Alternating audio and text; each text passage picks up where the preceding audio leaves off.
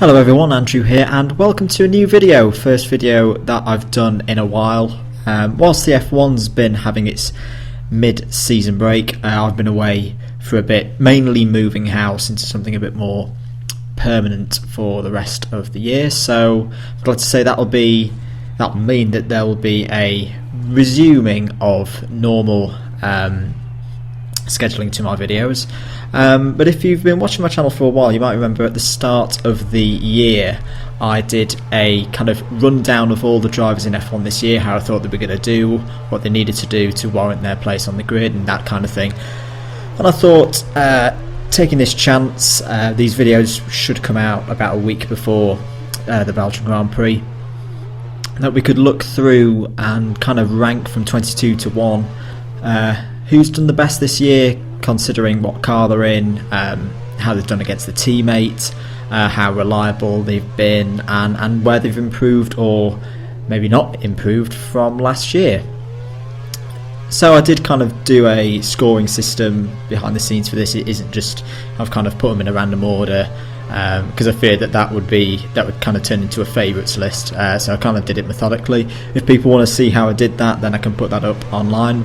But for now, let's crack on with who got number 22 on my rundown. And not surprisingly for me, and if you've watched my videos for a while, you'll know that I'm not a fan of the guy at number 22. Pastor Maldonado for me has been the worst performing driver this year, considering the piece of kit that he's got. Granted, the Lotus isn't the car it was 12 months ago. It's probably slipped to the back of the midfield and is battling with the Toro Rosso at the moment. But for me, that's not an excuse for how Pastor Maldonado has performed this year. Last year, we saw with his teammate Romain Grosjean that he was able to mature and get the car to the end of races on a much more regular basis. We haven't seen this with Pastor Maldonado. He's continuing to get involved in frankly stupid accidents. Maybe not every race, but I'd say every 2 or 3. The big one being the crash that he had with Esteban Gutierrez back in Bahrain, where he actually tipped the Sauber over. As I looked at the stats as well, for me, his Williams last year and the Lotus this year in terms of average finishing position or potential is similar. His typical race finish, this is where I've taken all the results from this year and taken out the top 2 and bottom 2 results, kind of like they do with diving judging scores, if you've ever seen that kind of sport. But compared to last year, he's actually got worse. His comparison to his teammate isn't much better either, and for those reasons, considering that he's not even threatening to match Romain Grosjean's pace, he is at the back for me. So moving on to 21st, it's a newcomer to F1 this year and someone that I really, again, haven't been impressed with at all, and it's Marcus Ericsson. For me, coming in and replacing, whether you rather say Peak or Van der Garde, you have to really be expecting to at least match the performances of those 2 guys last year, which I don't think Ericsson's really done. He's had a lot of very GP2-esque crashes. He's quite regularly crashed in places I struggle to remember F1 cars going off in before. I particularly remember coming through the chicane on the back straight at Montreal, where he had a silly little incident and stuff like that. He's not really looked like he's going to match Kobayashi whatsoever, and he's just not got the car to the end of races. His best finish was that 11th place in Monaco, as we saw that was a pretty crazy race otherwise. If you take out his top 2 results of the year and his bottom 2 results of the year, he has a 17th, 3 20ths, 2 18ths and a 19th. That's really not good enough for the step up in driver that Caterham were probably looking for with him this year.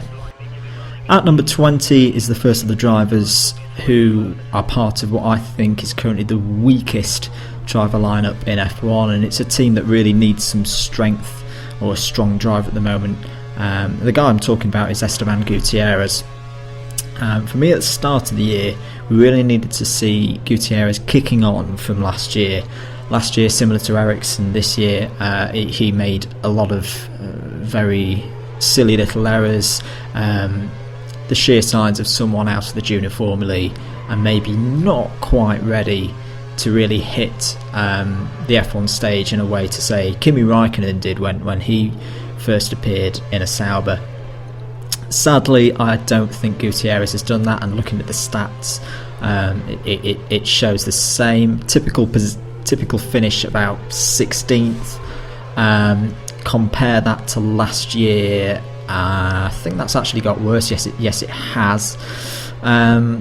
And he's not looked like he's going to beat Sutter. We'll come on to Sutter later and how I think he should be doing. But Esteban really hasn't kicked on, and I think he's under real threat of actually losing his drive before the end of the season. If you look at certain avenues and certain opinions. Do I think Gutierrez can score points by the end of the year? I don't see it happening. I don't see Sauber scoring points at all with the drivers that they've got, which is a real shame for those guys, because I think they're one of the hardest working teams on the grid. But yeah, real troublesome times, and not helped by the fact that they've got a guy, even though he's in his second year of Formula 1, is still making as many mistakes as he did this time last year.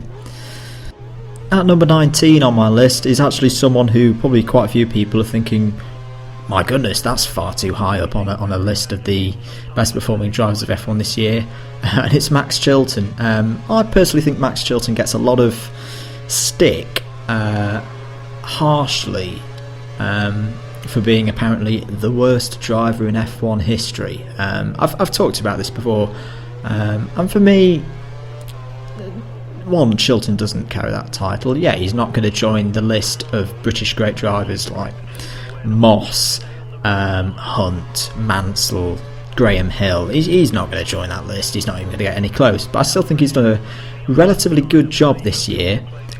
He's consistently finished races and kept himself out of trouble again, apart from that little to-do in Canada. And I do think he might even, with the money behind him, warrant moving up the grid slightly. Who knows, maybe move to Sauber. And it would kind of be interesting to see how he does in a car further up the field. I think he's performed well against Bianchi. Bianchi is someone I really rate, as this little series of videos will show. And yeah, I'd say good efforts from Max Chilton. He's performed particularly well, I think, in qualifying. He's exceeded expectation in qualifying this year. I do think, though, we're not going to give him the benefit of the doubt. He does need to kick forward a little bit to say warrant his drive, but it'll be interesting to see if he can do that. I think he can. Last person that we're going to talk about in this part of the video, and coming in at number 18 on the list, is the other of the Sauber drivers, Adrian Sutil. Now, I'd say, along with Maldonado, that him and Maldonado are probably my least favourite drivers on the grid at the moment, and that he's one of the probably three drivers, along with Ericsson, where I look at him and I go, why on earth are you on the grid? And particularly in Sutil's case, considering he's been around so much now. I know I said earlier that Gutierrez should be matching Sutil from his point of view. If we flip side it, what I think Sutil should be doing as an experienced racer who's been brought in to lead that team, as it were, he should be absolutely smashing Gutierrez into the ground, which I don't think he's doing. He's not looking like he's going to score points. He's consistently moaning about other stuff, and similar to Gutierrez, I think his drive is under threat.